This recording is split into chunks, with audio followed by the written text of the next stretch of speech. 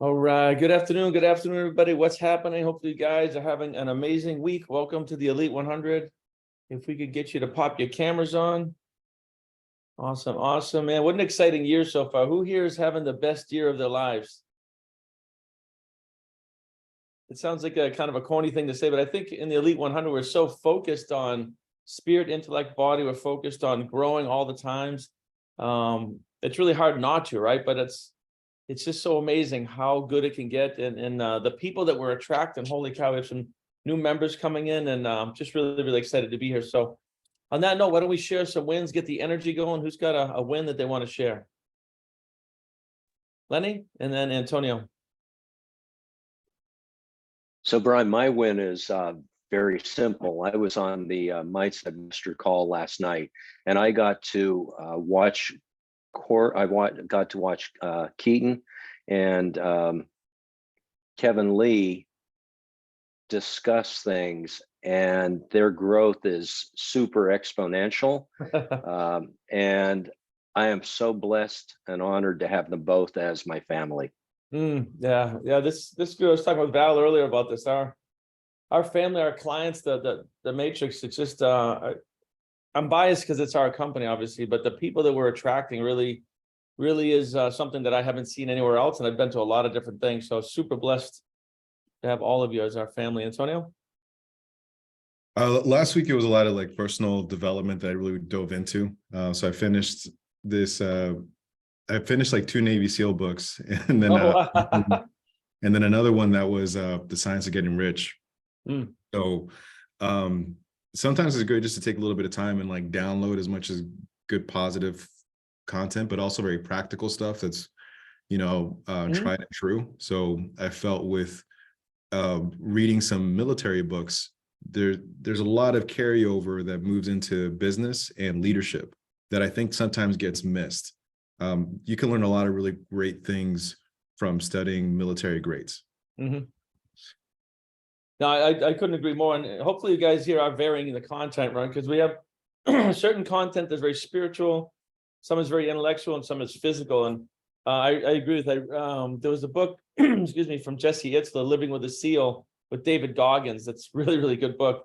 And I know some of the ones you're reading. And then our personal friend, Larry Yatch, I didn't know this. I knew he was very decorated Navy SEAL, but I didn't realize he's like, I'd love to invite him here to maybe talk to the group if you guys are cool with it. So Larry Yatch is probably the most decorated Navy SEAL in American history. He wrote the book on Afghani warfare. This guy has a Purple Heart, a Bronze Star, and I call him Uncle Larry. He's an absolute G, and probably like the sweetest dude, but probably also the most dangerous dude that he'll light you up like a Christmas tree. But yeah, he's a badass, and he has some really great. I read his book on leadership, and it flips so many cool things. So it'd be great to have him on here. Well, I'm looking to get him into the group. Kyle's a good example. I was following up with Kyle for like 5 years, I think, or something, 4 or 5 years, just because I knew the value he'd bring to the group, and I knew the value that the group would bring to him. So Larry's another one on my hit list. Oh, no pun intended. I've got a hilarious story about Larry that I'll share with the group at some point in time. Not today, but it's quite funny. Yeah, he's a character. He's definitely a character. Tim, what about you, bud? What's good? Past 3 weeks, I'm kind of an introverted guy typically, and I did lots of interviews. I know, it's crazy. I'm changing, I'm growing. But I did lots of interviews. I'm not used to lots of calls, and we closed 25 mid-ticket coaching clients. We had basically 90% close rate. I had my co-teacher and my partner closing. So what we're selling, people are buying, and I'm just eyeing the future. And other people are already doing closes. We're going to hire closes next time. We're going to close probably 4 times the amount of people without me having to do the interview. I just made a major, and the beauty of having a community and coaching structure is like all of my hires exist in my community. So I just made a really big hire that's going to run my lower level community. So I'm super excited to see it all kind of playing out, and like being out of working on the business again, not in the business. Well, that's one of the things when you and I get together a couple of weeks ago, is really focusing on that, right? It's so easy to be in the business and get stuck in the business instead of working on it. So, but that's why we use the calendar too, right? You you look forward and you project your time slots so that you make sure that you're doing the right things at the right time. So good job, man. Love it. Ara, what about you, bud? Hi, everybody. I wanted just to share a great thing that happened to me this weekend. Besides Easter, my daughter got engaged, and Congratulations. thank you. 75 people at the house celebrating, drinking, eating. So now I got to go back and start exercising. I gained too much weight. That was a good news. Yeah, it happens. We had a whole, I mean, it was Laura's birthday. We had a whole birthday month, I think, coming up here. But yeah, you got to get back to the balance for sure. So awesome. Love it. Well, Ara, would you mind reading the Mastermind principles if I pull those up? Sure, but Corbin has his hand up. And celebrate together. Yeah, I did want to Corbin? share a win real quick. Oh yeah, absolutely. I didn't see that, brother. Go ahead. I got the articles in the EIN from the service that's setting up the 501c3, and so as of this afternoon, we will have a bank account and be literally official for Footprints Forward, and we'll get capital raise going, and we're making some great progress in the foundation, and so we're really close to be able to start making a difference in people's lives. No, I love that. I'm glad you brought that up, because I think last time when we had a mastermind, that the link got posted like the day of or something. So a lot of you guys didn't have a chance to show up. But Corbin, let's make sure we get that out. I think the next one is not this week, but next week. Let's make sure to get that out, just if anybody wants to chime in. And even if it's not like on a full, being part of the whole thing, you might have some insight or some referrals or something that can enter this, because the Matrix is definitely getting behind this as our core charity. So I'm super excited, and Maddie and I are on the board, so I'm excited for that one. It's a US based charity. It's something I've been looking for a long time. We donate to things outside of the States all the time, but quite often I feel like the United States is missed.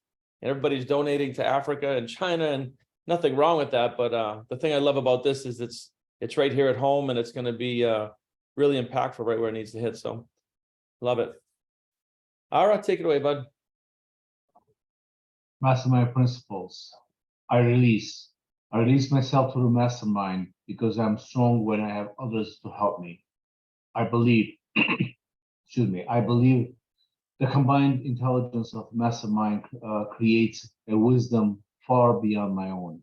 I understand that I will more easily create positive results in my life when I am open to looking at myself, my problems, and opportunities from another point of view. I decide to release my desire totally in trust to the mastermind, and I'm open to accept new possibilities. I forgive myself for mistakes I have made. I also forgive others who have hurt me in the past, so I can move into the future with a clear slate. It's bad enough in reading, you can move it too. I ask the mastermind to hear what I really want, my goals, my dreams, and my desires.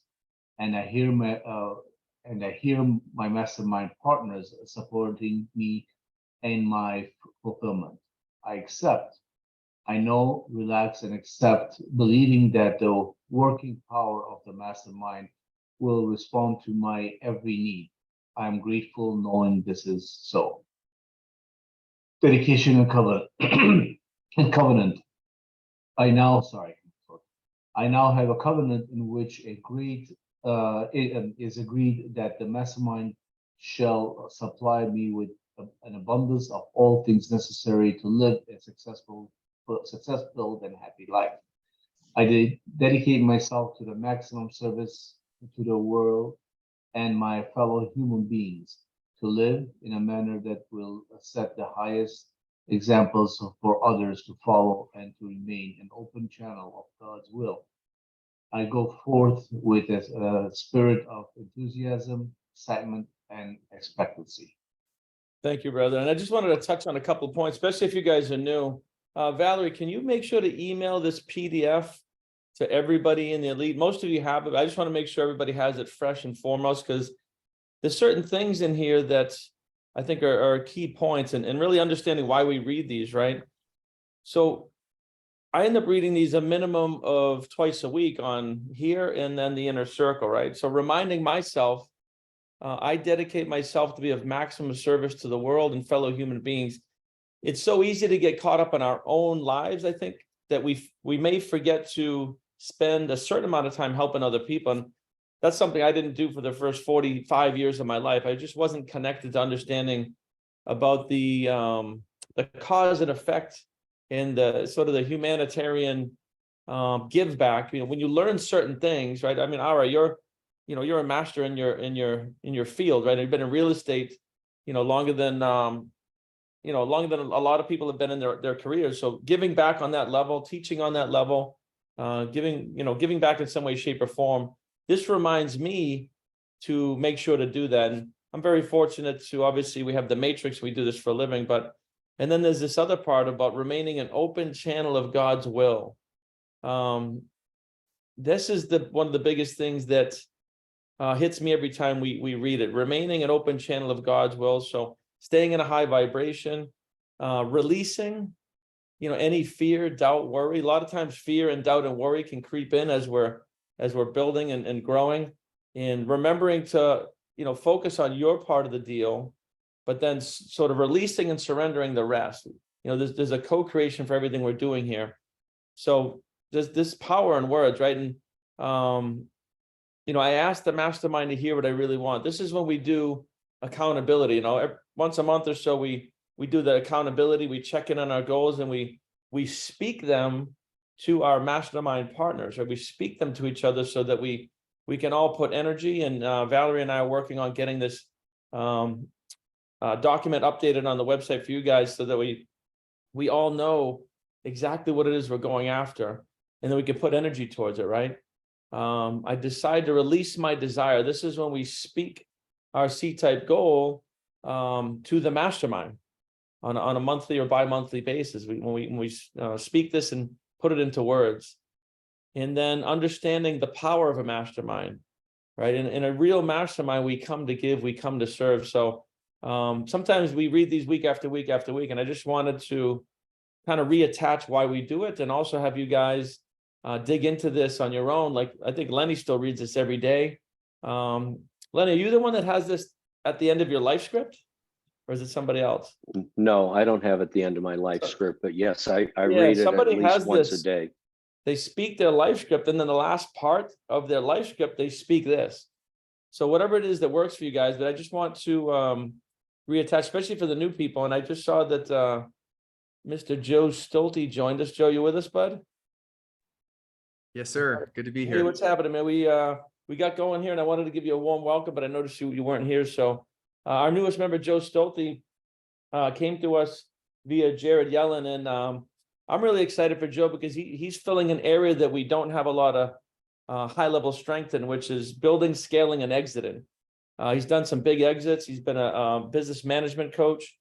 He's done startups. He's done money raises. I mean, he looks like he's like 22, but he's got a lifetime of experience here. So, Joe, welcome to the family. Super excited to have you. If you want to just, 2 or 3 minutes on your background, and just so these guys can understand kind of what you're bringing to the table, I think that I appreciate it. Yeah, happy to do it. I see some familiar faces. Kevin, I think Yvonne and I just got off a call. That's why we're a little bit late. But thanks for having me. It's a real honor to be here, everybody. Let me just start with that. And I'm happy to share my background. I'm also keen to figure out how I can help everybody as much as possible. But just to contextualize, how we might approach that. I started my career in corporate America, working in management consulting, kind of Fortune 50 companies. I spent a couple of years at Microsoft, and then I really woke up and felt called to do something much bigger with, putting me in the driver's seat. And, in 2012, I left Microsoft, and I've just started building and selling technology companies ever since. And, I'm a 5th-time founder. I've had 3 exits, one pretty small one. One was a company called lottery.com, which went public for $526 million on a SPAC. And then most recently in 2021, I sold a B2B SaaS company for $62.5 million. And now I'm the CEO of a company called Daily.ai, which I think some of you guys are familiar with, but if you're not, we can dig into that later. But more or less, we use machine learning to help thought leaders and small brands create AI automated email newsletters that get 40 to 60% open rates with less than 5 minutes of your time per week. But yeah, that's my background. And maybe most importantly, I'm a 4-year-old father with 2 kids. I've been with my wife. It'll be 19 years this September. And, that's kind of what I do it for, I guess, is family. And I'm really excited to be a dad. I got a 4-year-old son and a 1-year-old daughter. So that's me in a nutshell. Thanks for having me. No, I appreciate it, bro. And we'll, after you're in for, some weeks here, we'll get you in a hot seat and dig really deep into what you're doing and things of that nature. But I just wanted these guys to get a little snapshot as you came in here and to send some love. So welcome to the family, bud. Good to see you. All right, let's get into, we're going to do a little bit of content, a little masterminding in the book, God Works Through You. So Joe, we didn't get a chance to talk, but there's always some underlying content that we're going through together. We talked a little bit about that when you and I chatted, and it comes from all different angles: spiritual, intellectual, physical. So this book called God Works Through You, I'm going to pull it up on the screen here, but if you want to grab it, we're all studying it. Little bits every night, not a heavy lift, but we're all studying it together. And we're nearing the end of it, so we're going to get a new book going here. But I'm going to switch over to God Works Through You, and we'll jump into some masterminding. Oh, that's not it.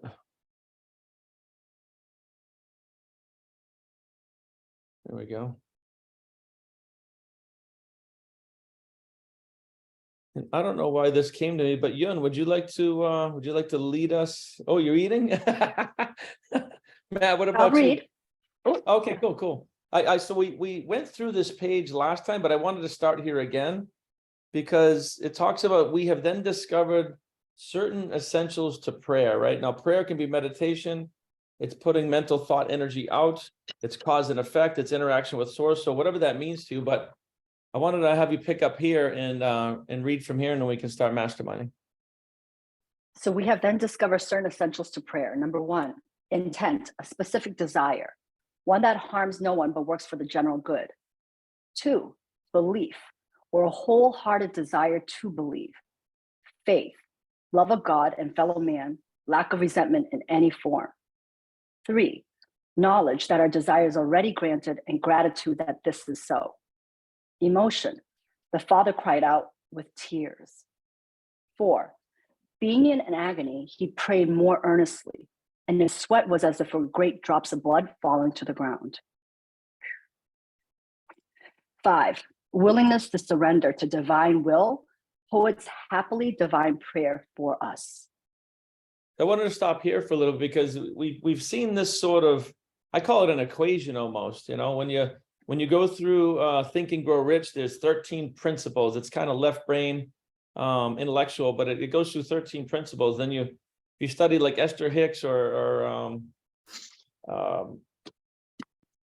Neville Goddard, or more spiritually connected books, it kind of comes out from another way. And this is kind of in the middle. So when we talk about intent, what I see here is this is what we call a C-type goal in the thinking and the results, right? And you can have a couple of goals, but I don't think we want to have 10 at once, right? Whether it's spiritual, physical, relationship, or business-wise, getting that clear intent. So to me, that's what a C-type goal is. And the belief is what we're building on the backbone of thinking and the results, rewiring our paradigm, right? The mental programs given to us by other people over time. Well, we're now building our own paradigm, and it's limitless. It's literally limitless. And we need to look at all the different areas of our life and decide if we agree with some of the beliefs that might have been instilled from our culture, society, parents, past experiences. So building that belief is what building your paradigm is, like rewiring those mental programs. And then the knowledge, I think we're doing here, is the whole point of a mastermind. When we look at all the people here, we're all experts in something else. There's no 2 people here that I know of that are like parallel, like pretty much doing the exact same thing. We're all like experts at a very high level in different fields. So when you come together in a true mastermind, that's kind of the whole point. This is not a real estate mastermind where everybody's realtors and everybody's investors. although most people invest, this is wildly, varied. So bringing the knowledge, I think we do, a really good part. Gratitude is a frequency, right? Developing an attitude of gratitude. This is something that probably took me maybe 5 years or so. And I did it very left brain mechanical. I just 10 things I'm grateful for at night, 10 things in the morning. And I just did it because this is what Bob told me to do. I said, okay, I'll do that. And then after a period of time, I noticed that you end up being in a constant state of gratitude. And I think some people are somewhere in the middle of that, right? Or working on that journey. But gratitude is frequency, right? It's cause and effect. It's I am grateful for what is, and your future is. It's just the physical timeline's what we're expressing. And it's also an emotion, right? Gratitude, I think, is a high frequency of emotion. And then the last thing I highlighted was a willingness to surrender. This is something I didn't really understand at a high level until maybe like 2 years ago, even though I've been working for 10 years in the content. Surrendering to God to me before sounded like a religious thing. And now I understand it's just doing my part of the deal, right? It's getting a clear vision, moving forward with intention, taking physical action, but then not worrying if it's going to work, not doubting, not reacting, not looking at the physical results to cause my thinking, right? So who here is kind of working with that, like looking at your physical results and having that pull you around a lot? Anybody kind of stuck in that mode? Michael, what do you got?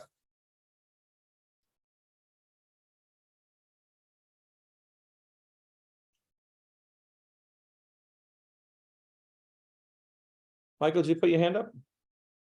Mr. Shine? Sorry, I didn't know if you called on me. It's Yeah, my, no, I did. Yeah. You My have little something like the, my little speaker was cutting in and out. oh. Yeah, so I been dealing lately with what I call crazy faith, just having faith that it's going to happen, but then sometimes I drop back into worry, and so I'm dealing with this every day, but it's getting better and better. It's awesome. Like I see things happen, and somebody might look at them as negative, but I'm sort of stepping back and saying there is no negative or positive. It's just your reaction, and the just sort of surrendering to it is just huge for me. It's working right now in my life. So yeah. Good. Yeah, I think it helps us. So from a physics point of view, there is a negative and positive in everything, but negative and positive doesn't mean good or bad. It just means the polar opposite of each other. Right. And in Thinking Results Lesson 5, it talks about environment and living from the inside out and using our conscious faculties instead of like sight, sound, taste, touch, and smell. We use intuition, imagination, reasoning, these abilities, right? And we choose how to label everything. And I think any one of us at any time could go right through a whole bunch of circumstances and label everything bad and get into a low vibration and just really start looking for the negative side, or we can look at the positive side of things. And that willingness to surrender is like, there has to be a good in everything. This is how I understand it anyway. There has to be an equal and opposite good to everything that we perceive as bad. And I think that's where the willingness to surrender comes from. Yun? So beautifully said. I would just want to say, I think all of us can, as humans, say that we all deal with this to some degree because of the fact that we're humans. And in the matter world, we all live by the laws of the universe, such as law of polarity and the law of transmutation of energy. And what I find about the beautiful journey of life is it's infinite. We're always growing. So no matter how good we may think we are in a certain area or something, there's always potential for better and better and better. And just knowing that concept, I believe that the whole journey is about increasing our awareness of everything. And I don't know about any of you guys, but I would love to see a raise of hands of how many of us through this personal journey go through and then realize a certain belief system that has been operating us that we didn't even know ever existed. Yeah. Right? Like, think about that. That was, yeah, right? So many belief systems, and our current reality is just an expression of our belief system or a set of expectations. And I think that's what the whole journey is about, is the curiosity of what else, like how else can I expand, and what else am I becoming, and who am I becoming? Because to say that like every single human, like we're all one. So we all feel the same emotions that's triggered by different things and events and people. Right? So it's just so beautiful that we all go through the same thing and understanding that. And just like you said, it's not anything else other than everything is energy, which is vibration, which is frequency. So just like you said, there's no good or bad. It's just understanding what's lower vibration, what's higher vibration. How can I increase more? Right. Understanding. Yeah. What you said there, understanding is what we're all doing here. And, you know, if I look back at my life, and I think probably you guys would all agree, it's when we perceive we're experiencing loss that we can get into a negative vibration. I remember when I was 28 years old, like General Electric closed the doors after a 10-year, I was there for 10 years and I was like, oh my God, like I was not prepared for, you know, that. I had one revenue stream and it was the perception of loss. But, you know, I always talk about this is like, thank God that company closed or I wouldn't be here now. I'd still be an employee instead of an entrepreneur. I'd be impacting very few people instead of a lot of people. So the universe. And then think about that happening for all of us, right? Because of that. Exactly. And you go back to like Bob's career and what he did, and then backwards through Earl and Napoleon. And so it's always been like, so anytime we experience either loss, like loss of a loved one, loss of a foreclosure or something, a business collapse, loss of a job, I now know that that's the universe making a void for what's to come.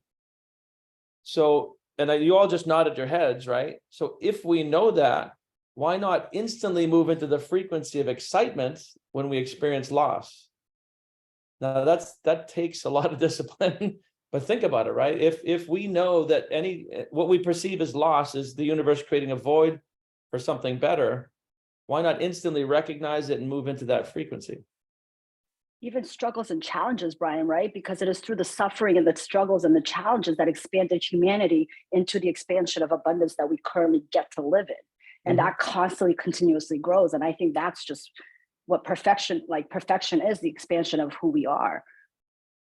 Well, you talked about struggles and challenges and suffering, right? So as we raise our level of awareness from physical to intellectual to spiritual, when we get into spiritual, we realize there is no suffering, there is no struggle. Challenge, there's resistance, and we grow from resistance. But and I get down on the human too, guys. I promise you. Which is why I like to get it out when we talk here. You guys are my family, my peer group. But the key is, I think, just if we're experiencing what we call struggle or suffering, it's usually tied to the physical. So if we move up into the conscious spiritual, like 30,000 foot view, we can move through that challenge, I think, quicker and getting in harmony with the universe, with God. And I think we all experience. I'm just curious to see how you guys process that. I just want to add that when you get to those moments where you're just surrendering, life is much more fun. You're not worrying about things. You're just sort of, you know that it's going to work out. Yeah. And that's amazing. And that is just like such a relief for me. So it's not like, I don't know, like tennis balls being shot at you by a ball machine. You're just kind of like, okay, here we go. This is what's happening. And I don't know, my life, you know, it's just gotten much better because of that. Yeah. So that understanding, yeah, for sure. Yep. Ian? So I'm reading a book by Michael Singer called The Surrender Experiment. Oh my God, I love that book. Yeah, I love that book. Fantastic book. And you know, there's a lot. At first, I thought there was a dichotomy between what he was saying and Think and Grow Rich, because one is saying surrender completely and just let the universe happen through meditation, and the other is saying speak into existence, have that vision. But as I'm reading both books simultaneously again, I see they're saying the same things. So I just wanted to point out that was my observation. Mm-hmm. I love that. And actually, I wanted to take a step back. So, you know, Chris and Joe, and, you know, anybody that's newer, Tim, don't be afraid to speak your mind, because that's exactly what this is. And just because you haven't been with us that long doesn't mean you don't have an angle or a point of view that might interject here. So feel free to speak up if you see something. Michael, you want to continue from the yellow here? Sure. We have then two kinds of prayer. The first is involuntary, for it is our habitual attitude toward God, a believing, loving, grateful attitude if we pray aright. The other is the period in which we go apart to clarify our desire to renew our faith and to express our gratitude. So when we look at that, right, we have two kinds of prayer. The first is involuntary. What does that mean to you guys? And I think we mastermind on this, but I want to pick up back here again. Because the first is involuntary.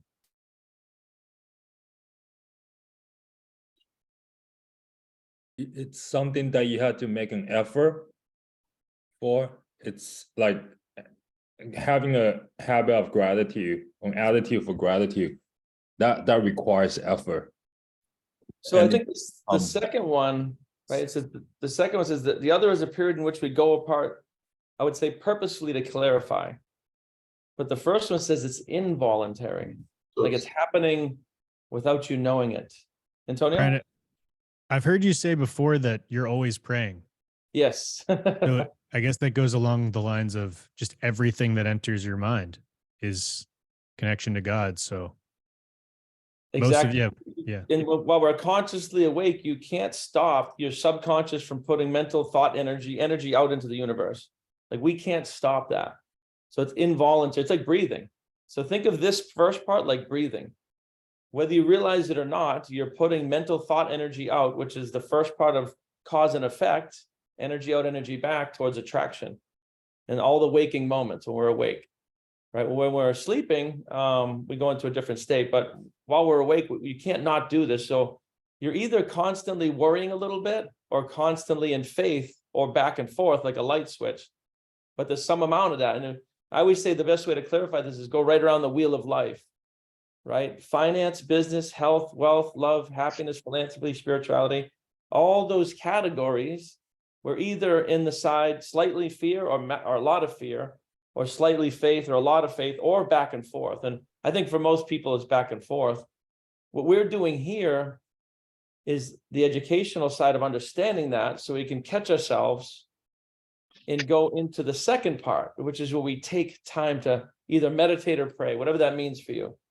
But we take time to calm the mind and tap into source, whether it's transcendental meditation, whether it's going to church on Sundays, whatever that is. And then there's the frequency, right? So the only downside of going to church on Sundays is you're just doing something for an hour once a week. There's not enough frequency there.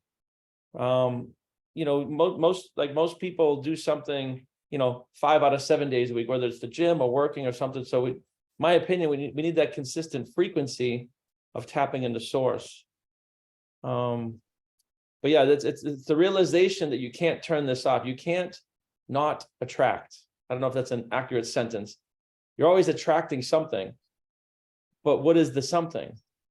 And if you're on a fear-based frequency, even a little bit, you're going to move towards transmuting energy into form towards things that cause more fear, more attraction, more of the same stuff.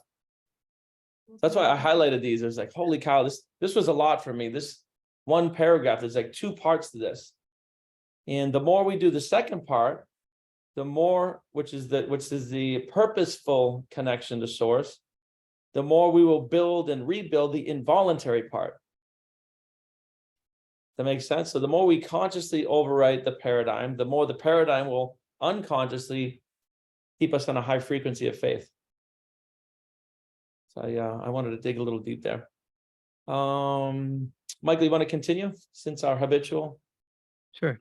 Since our habitual attitude is expressed in words and acts, this statement of Isaiah is pertinent. So shall my word be that goeth forth out of my mouth. It shall not return unto me void, but it shall accomplish that which I please, and it shall prosper in the thing whereto I sent it. Help thou mine unbelief might very well be the plea of each of us.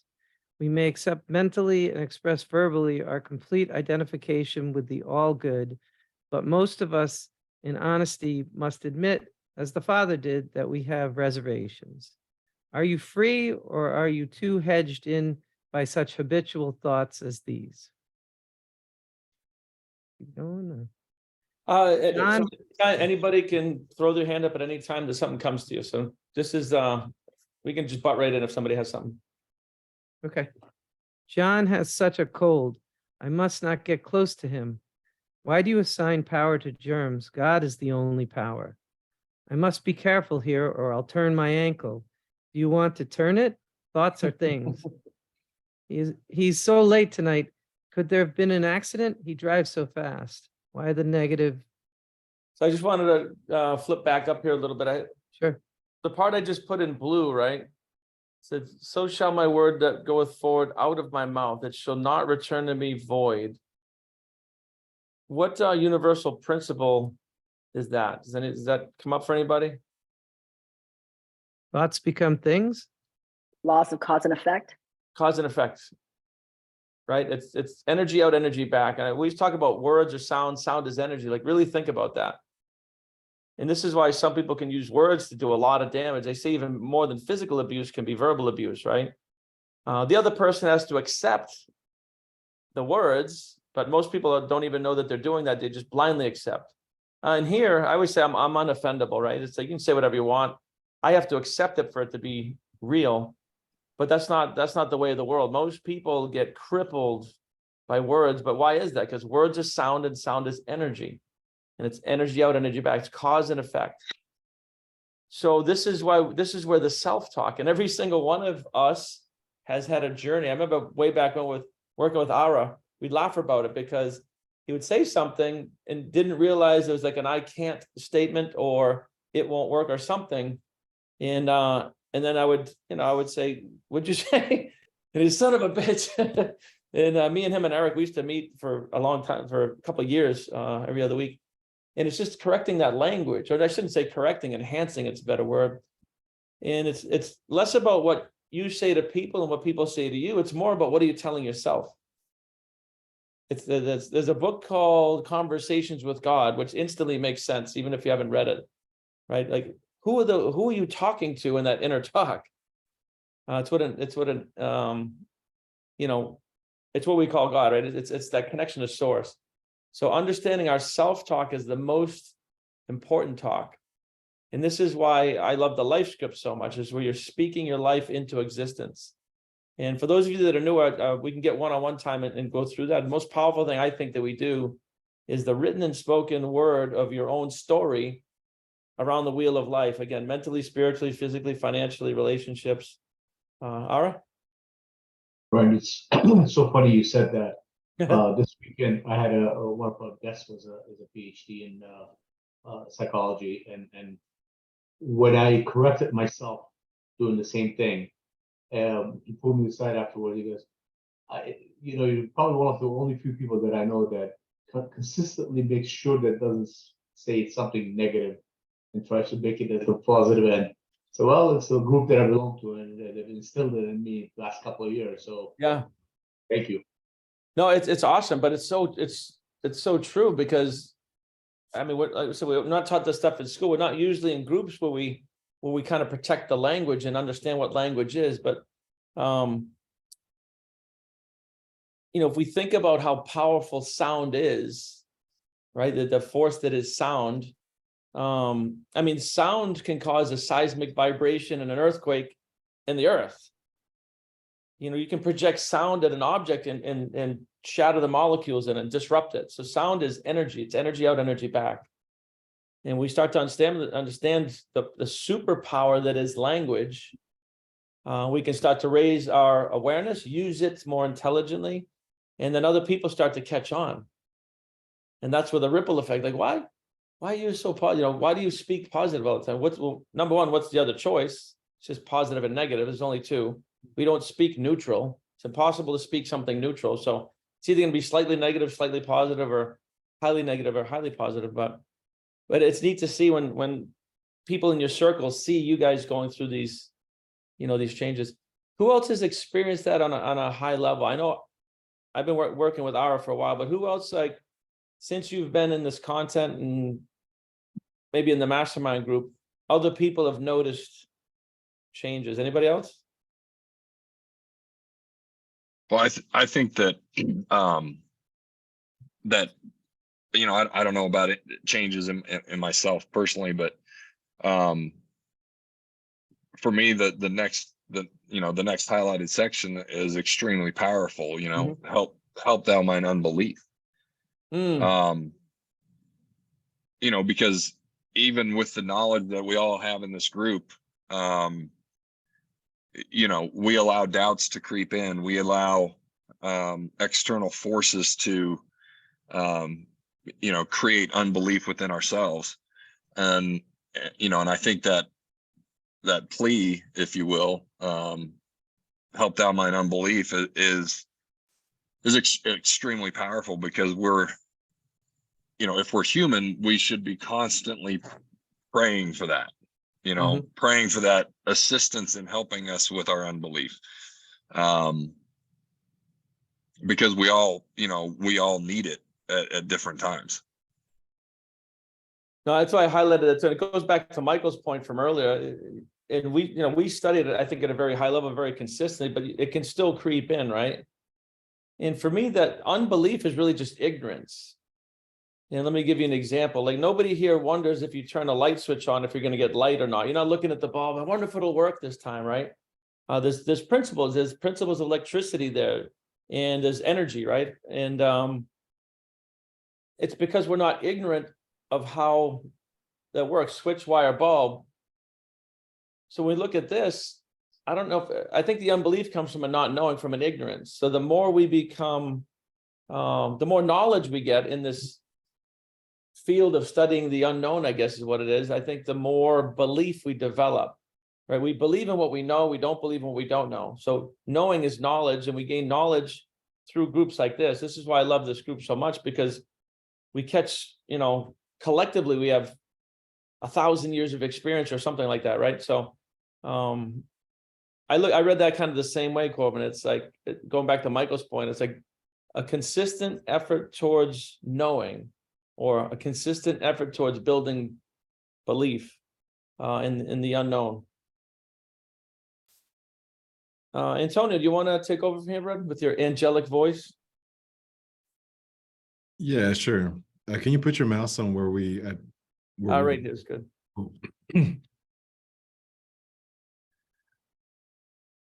Cool. So I never could eat so and so. It gives me such and such. Let the dead bury the dead. You live in the eternal now. I'll not pay this bill now, right now. I may be short later. Do you anticipate a shortage? Your supply is established in God. He never looks directly at you when he talks. Wonder what is matter with him. I never wholly trust such a person. She talks all the time. Does she have the jitters, or is covering up something? So who gave you the right to judge or condemn? You are seeing only personality and not the real person. American inventions and ingenuity are certainly falling behind, and it may mean war. So why fear the evidence of ingenuity? I don't know if I'm saying that word right, which is an attribute of universal intelligence belonging to no one or no single nation. Being aware that there are areas in which you must be on guard is a step in eradicating. So I just want to back up for a second. So these are all examples of what people say, right? I can't eat such and so, such and such. It gives me X, Y, Z, or I'm not going to pay this bill now. I'm going to hold on. I'm going to hoard. Or we've seen this a lot. Or they won't look directly in my eye. There must be something wrong with them. These are all things that they're illustrating that I think we've all done. Especially, I was looking at this one. He's so late tonight. Could there have been an accident? I think everybody here is done. Like, all of a sudden, we don't know where somebody is for a period of time, and we move towards negative instead of there must be something positive, right? Oh, I love this one. John has a cold. I must not get close to him. I might catch it. Well, you can't catch anything you're not in harmony with, right? Catching is being in same harmony with something, and a cold lives at a low vibration, right? Michael?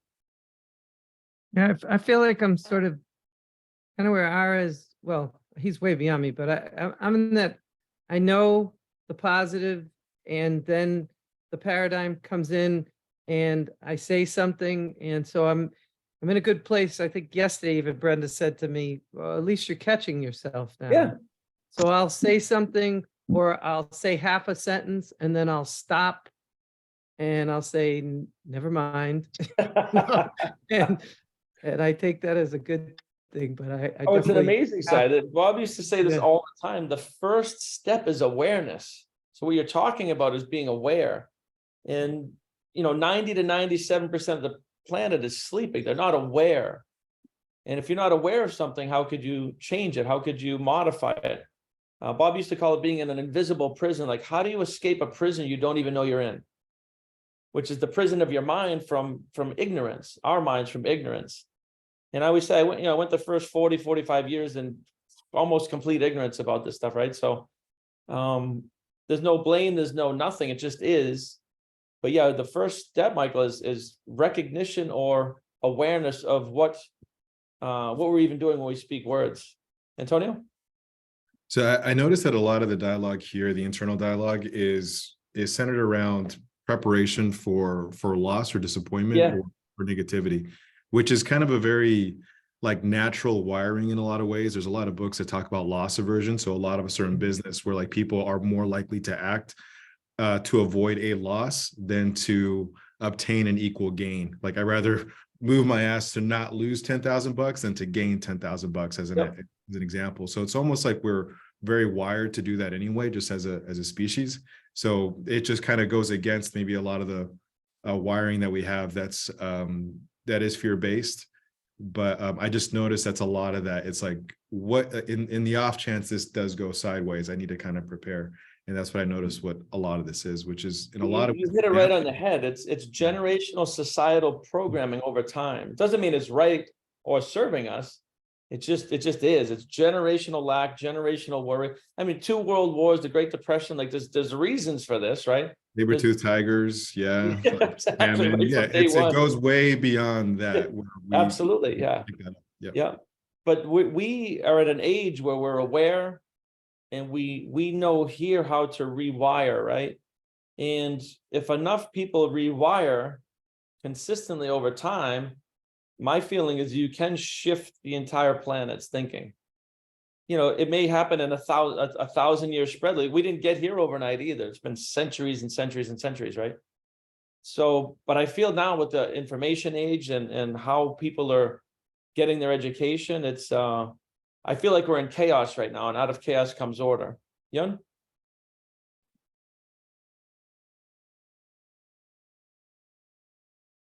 Oh, you're muted, honey. I said, beautifully said, Brian. I think it's so important now more than ever to really share this type of knowledge because the world is getting smaller and you can feel the frequencies and the vibrations increasing. And there's a saying that one person connected to source is so much more powerful than a million people not, right? Yes. And another thing that I want to add, in this life of abundance that we get to be in, if you will, think about the abundant types of information out there. And this is where I truly believe it's so important for someone to realize who they are and what they are. And I'll just give a quick example. Like there are so many different types of diets or ideologies about what we should be eating or shouldn't be eating, right? Yet us being worried about that actually does more harm than just giving us the permission to say, what is it that we want? And what I mean by that, and literally you can feel like people that are afraid to eat certain things because they think it's going to be bad for their health will only attract other ideas and ideologies about what is bad for your health. You shouldn't eat this, you shouldn't eat that, you shouldn't. And then you get to a point, you're so confused, you're like, what am I supposed to eat? Right? That same idea works for everything. So it's, really teaching people how to get to that gut, because our gut is the thing that will keep our species alive. And your gut is so specific to your own that if you can lean into your gut, that's where your truth lies. And by gut, you're saying intuition? Intuition, yes. But really, in your gut, right where, right below your belly button, right there, and getting really centered in that energy and really start playing with it. Start asking yourself and like go in and start asking yourself, is my name Yun or is it Joe? Am I a girl or a boy? Whatever, like, do I like something that's so common that it's kind of ridiculous, to start playing with it, to know what that feels like. Because remember, we can only use words, but words are 3-dimensional and we're 5th-dimensional beings. That's all vibration. So it's the vibration that matters more than our brain. It's our brain and our body that contains the cells that have the programming. but our spirit is infinite. Our spirit is source connected. Our spirit is all everlasting in the truth, right? And so if we can really learn to tap in, we can really fully understand who we are and what we are. So there's a lot of people that says you have to be a vegan. You don't have to be anything that you don't want to. If you believe you have to be, then you should serve it, because again, there's that alignment thing, right? It's whatever you believe, but don't take other people's words as your belief, right? And that's the power of, we get to accept or reject any idea. That's how we talked about that. I think 2 weeks ago here, I went into that, right? And especially for you new people, new members, whatever we talk about here, that's all it is. Whatever I say, it's just my opinion based on study over time, and that's all it is my opinion based on study over time. I'm not asking you to believe it or not believe it. I say things to create question and mastermind, right? And we went deep into that a couple of weeks ago, and you're going to get different opinions here. What we want to do is have no judgment about it and ponder it. And does that make sense? And if it does, we explore it. And if it doesn't, you reject it. So this ability to accept and reject is exactly how we build a new belief system or a new paradigm. And the one thing you said, though, if we have the ability to tap into source, we're all doing it. This is not down the road. Every single one of you, if you're meditating, praying, if you're studying content, you're building the bridge to source. That's what we do here as part of the Elite 100. Big part of it too is studying universal consciousness and connecting to source. So we're all doing it. And some of you might be thinking it's down the road, but you're in the process of doing it. If you're doing, if you're showing up every Tuesday, if we're studying the same stuff, we're pondering it together. If you're meditating, if you're spending time connecting, then we're doing it. So I love that. Mr. Weedo, you want to take over from here? Being aware at the bottom. Yes, sir.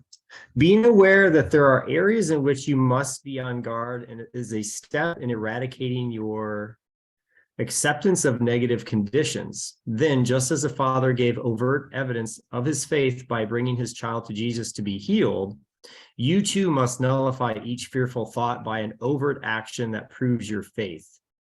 The law of mind is the law by which spirit acts. It is the medium through which thoughts become things, or through which invisible ideas become visible effects. Like all other spiritual laws, it is universal, neutral, and impersonal. The law of mind does not choose, decide, or select.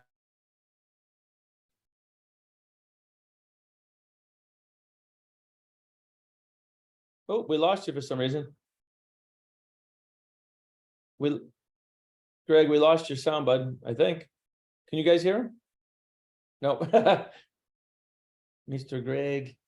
Reasoning deductively, the subjective mind to which universal mind acts does whatever you tell it to do, just as the law of elect.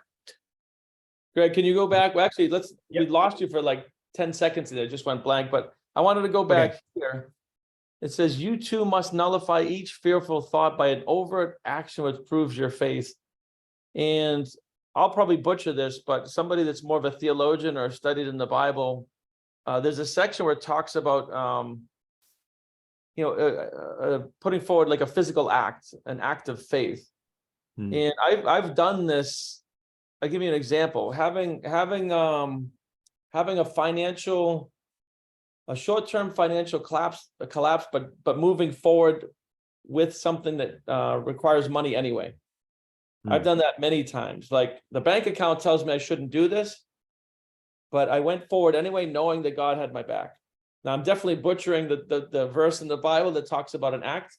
Maybe somebody here knows it, but those are the small things where you have an opportunity to prove your faith, whether it's a physical thing, maybe your body is showing signs of one thing, but you move forward in faith anyway. Maybe it's financial, loss of a job. Like I said, when I had that multiple times in my career, moving forward anyway. Who else has something where it's a demonstration? That's what it is, a demonstration of faith. When like your physical world said, don't do it, but in a big way, but you did it anyway. Antonio? I have something, Brian. Oh, Ivan. Okay. What's up, bud? In the beginning of 2000 and, the last decade, 2012, around that, I was in Argentina and I wanted to move to the US. So I had like literally like all my money was in Argentina at that time. And the banks in Argentina and the government just shut down the possibility of taking money out of the country. Oh, So I have, you know, hundreds of thousands of dollars sitting in Argentina. All that I have in my pocket, like cash that I can withdraw from the bank, is $3,000. Mm. And I want to go to the US, and everything was planned for that. Like I was going to move to the US like 2 weeks from now, and then the bank shut it down. And so I have two options. I cancel my plans to move to the US, or I move to the US with $3,000 in my pocket of cash. Yeah. Wow. And then I say, okay, this, you know, a miracle will happen that I will arrive to the US, and then I will figure out the way to continue using that money in Argentina and so on. So I needed to make that decision. You see what I mean? Like, Yes, okay, yes, I go to a new country, No, no perfect English, example. yeah, no English speaking. I was not speaking English, like just hello, bathroom, bye-bye, things like that, you know? And I just did it. And what happened is that I arrived to the US, and then the first thing I do is like, okay, I need to go to an international institution. So I go to JP Morgan and I say, hey, I want to open an account. I have all this money in Argentina. Will you consider me my assets and so on? So JP Morgan started helping me, and then I started meeting friends and so on. And I figured out a way to spend the money in Argentina with the credit card connected to JP Morgan with the credit card. Look, you know, like, I just did it with faith. And there is a German guy that I always forget his name, but he wrote a book, and he says something like, when you have a true intention into a direction and you take action through it, the entire universe will give so much different type of unexpected helps. So if you just move with high and true intention, the universe will show up a lot of helps that you were not expecting. And that's what, you know, happened in that case. And I have so many other cases also.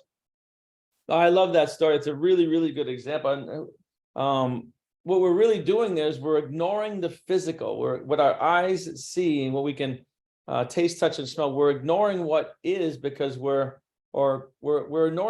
ignoring what's manifested, and we're going back to manifesting, which is going to spirit and moving forward on faith. That's totally right, Brian. Who else has something like that? That's a good one, Ivan. Very good one, because most people would not have done that. Yun? I just want to say Ivan's story just like literally like made me think of, that's my parents' our family's whole entire immigration story. You know, coming in negative $200,000 in debt, not even knowing that they could go back ever, ever, ever. You know, and my father was never able to go back to Korea to visit any of his parents passing away or anything, because when we came in '85, there was no belief that you could go back, right? And then you think about how many other immigrants came to this land of opportunity in complete blind faith. I remember being 4 years old and my mom speaking to me on the side of like a lake somewhere and said, I'm going to America with your father and we'll send you back candy. Because at 4 years old, what do kids want? Candy. And I just remember bawling my eyes out and saying, I don't care about candy. I'll never eat candy again. I just want you guys to stay here. And they were never able to pull that trigger. And fast forward 2 years later, they were able to build alliances to get us our entire family into the country. But again, my parents literally were $200,000 in debt. And the bags that they carried over to them by boat were all stolen. We ended up on a triple decker in Chelsea. And it's triple decker, and there was like 20 of us in a 3-bedroom apartment. Wow. And that's how story began. And again, it goes back to, they never knew that they could go back. And you know why they said, I said, why do we have to go to America? And their response was, because it's a free country. And at 4 years old and 6 years old, you don't even know what that free means. No, not at all. Not at all. So Ivan, thank you so much for sharing that. But that's like, that is blind faith, right?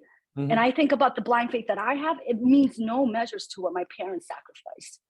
in their mid 40s, not speaking a lick of English, $200,000 in debt for the desire to change the next generation. Mhm. No, that's So thank you for listening. You hit on a few things there. It's and I'll wrap up with this, guys. People move away from pain more than they move towards pleasure.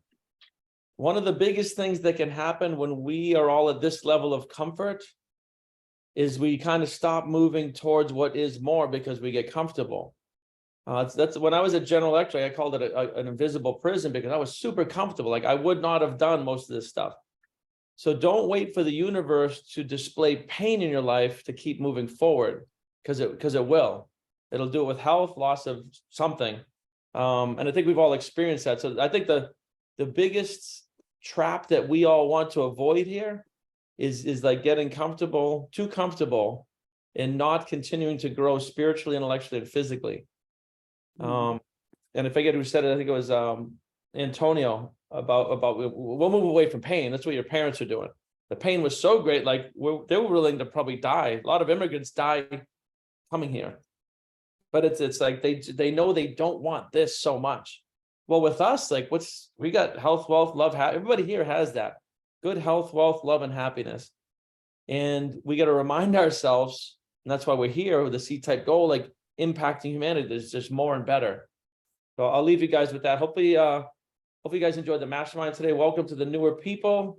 I'd love to see where we're going. We are attracting at a very, very high level. So I'd love to see the type of people we have coming into the group. And until next week, be well. God bless. We'll see you soon. Thank you, everyone. Hey, amigos. Bye, amigos. Bye. Everybody. That's too funny.